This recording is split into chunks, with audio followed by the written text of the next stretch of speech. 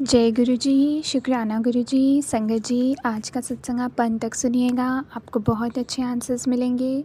सो जय गुरु जी, शुक्राना गुरु जी। जुलाई 2007। वास्तव में गुरु गुणों का वर्णन करना असंभव है। गुरु जी स्वयं शिव है।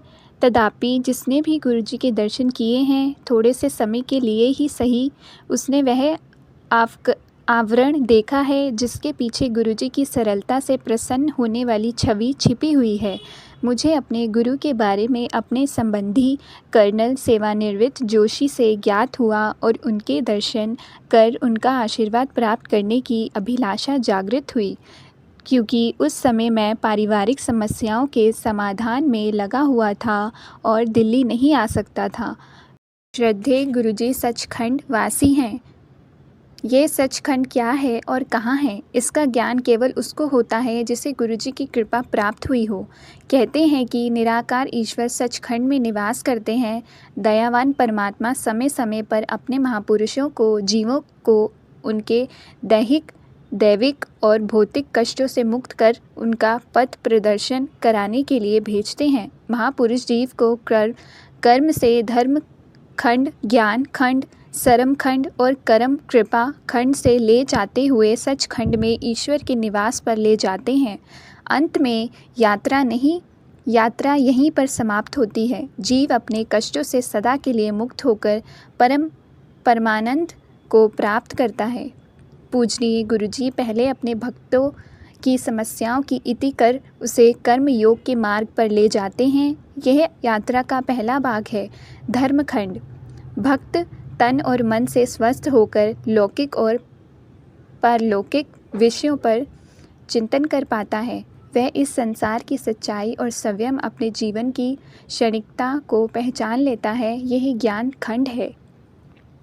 अपनी अल्पज्ञता और स्वाभिमान का उसे भान होता है। वह लज्जित होता है।